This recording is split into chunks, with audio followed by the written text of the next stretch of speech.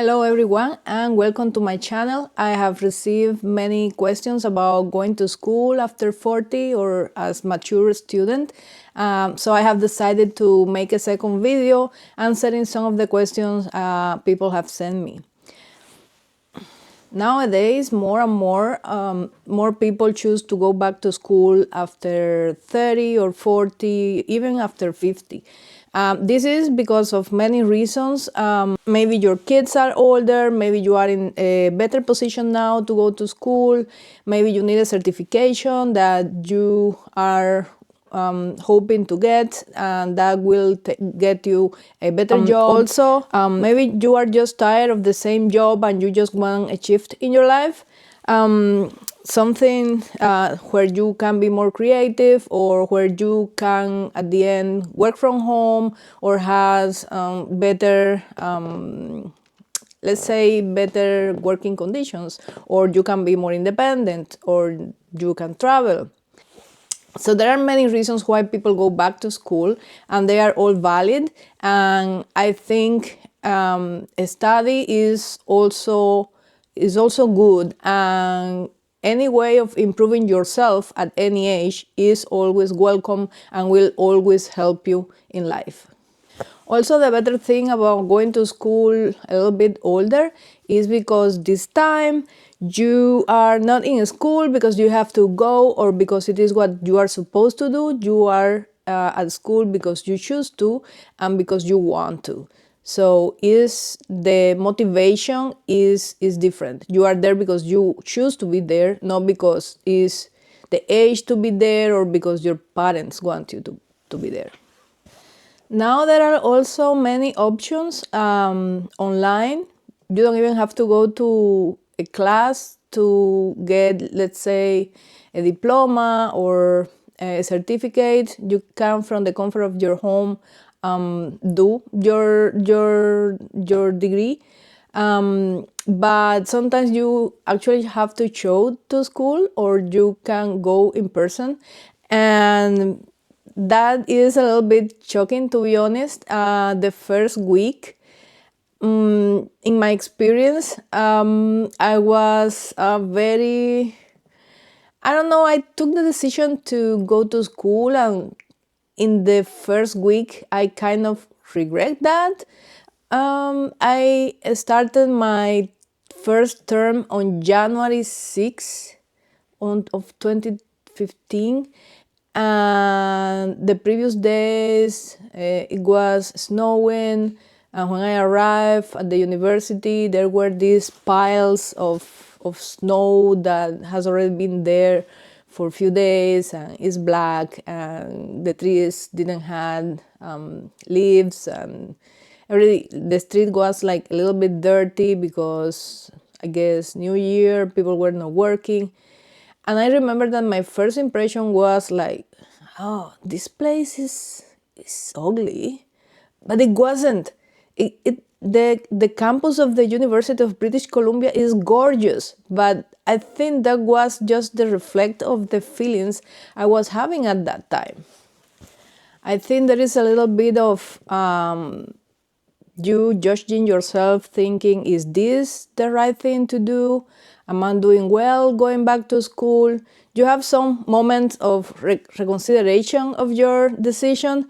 Also because you are there and you see hundreds of students, all so young, so fresh, just out of secondary school, most of them, the age of your children, and you said, damn, what I'm doing here. But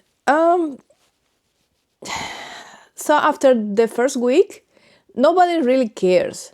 As long as you show up, participate, are kind and helpful to others, and respect them, everybody will also start respecting you and start including you in their work groups and in the assignments, and it started to feel a little bit normal. But yes, that first walk into a class of 18, 19 years old classmates is memorable. Like, you will never forget. Now, let's talk about the superpowers that you have being an older student, and a mature student, and a student that choose to be there because you want it. First of all, you are not there to skip classes or to cry over a B minus, or you're there to learn and get your degree. So you are really focused and grounded on your objective. Also, you have your life experience. In that setting is an asset. You have already handled jobs, kids, relationships, workplaces. So a research project, something that you have to do, that is something doable. You are not new on that. You have already done that, and then you can focus and have it and get it done faster than others. Believe me. The other superpower that you have is your confidence. At this age, you are not obsessed about what people is going to talk about you. You don't care anymore. So when you have to do a presentation, and you are in your 20s or you are a teenager, you feel like you're gonna die because you have to go up there and show in front of the class and talk. But at this age, you don't really care about that. You have talked already to your boss, to your workmates, to your kids. So you have survived so many meetings. So making a presentation is easier. You will get that. You will do it really well. And then most of the times the professors are very supportive because you are almost the ideal students. You show up, you are disciplined, you are not playing in the classroom, you are prepared. So yeah, you are basically their dream student. There are also challenges, like your energy levels are not the same. Like going at 8 a.m. to the classroom to do a 2 hours lab or a 3 hours conference is sometimes a little bit tiring. And that was the time when I started having coffee again, which I quit a time before, but at that time I was really running on coffee. The second challenge was the technology. In my time, we would go to school with a notebook and a pencil, and then nowadays everything is electronic. You think you know how to use your computer until the professor said, oh, and then remember to submit your assignment to Turnitin before send it to me. And you wonder what the heck is that, and then you have to kind of update yourself in that part. But it's not anything difficult or impossible. It's just something you have to do, and you have to catch up to just be able to do everything and to adapt to the online teaching platform of your school, and to be able to use the apps they use in the classes and things like that.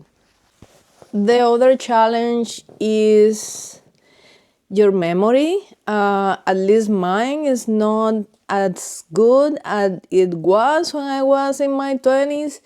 And sometimes I read, I understand something, I think I know, now I know the content, and then a couple of hours later, gone. So yeah, memory, it can be a little bit tricky, but at this time you have to develop some strategies to try to solve that problem by maybe trying to understand the content you are studying rather than memorizing it, and things like that. Maybe study with something else, so you have to verbalize what you have learned, and or just write it or do a chart or do something, but you have to need to help your memory a little bit more. Also, more likely nowadays, all universities have these student organizations, student unions, and also student center. And more likely there will be advisors and also someone that take cares of the older students. I remember we complaining, like me and two other people, that we were feeling a little bit isolated because we were not participating for obvious reasons in the student clubs and in other activities. That part can feel a little bit isolated from the others. You also are not interested in a cheerleader group or something because your health is not for that, and also you are busy, you have family, and after class you just want to go home.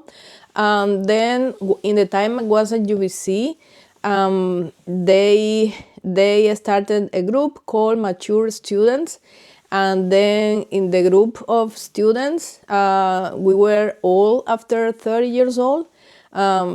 I thought I was one of the oldest students, but no, there was a person who was 65 years old and was doing his PhD. There was another lady in her 50s doing a master's in education. And at the end, we were like 20 something. And it was good to connect with them at least once a month and share what were the challenges we were having, and meet once in a while, and even do some new friendships there. So going back to school as an older student change you, but also give you confidence. And this is a huge part of it, because going to school after 40 change the way you see yourself. It reminds you that you are capable of doing things, that you are capable of reaching new goals, that you are still able to learn, to grow, to adapt. It gives you better job opportunities, also a network of mates that you can use later to search for jobs. You can use, for example, your professors as work references. It also proves that age is not limited by your intelligence or your future. It also set an example for your kids, for your friends, and it also will make your parents proud if you still have them. So you will start believing in yourself, and you will feel proud of yourself, confident and brave, and above all, you will feel alive. So if you're watching this, wondering yourself wondering if you are too old, if it is too late, if you will fit, let me tell you from my heart, you are not too old, you are not too late, it's not too late, and you are exactly on the time of your life that you will be able to create new things for you by going to school. I'm telling you this because of my experience and because the bottom of my heart, not because I'm not promoting here any university or anything like that. I'm not affiliated to anyone. I'm just sharing my story and sharing my experience. And if going to back to university is part of your dream, go for it. Don't waste your time. If you have the conditions, just go. You are capable, you are resilient, and you are absolutely allowed to start over and go for that degree or for that career or for that certification you have been thinking about it.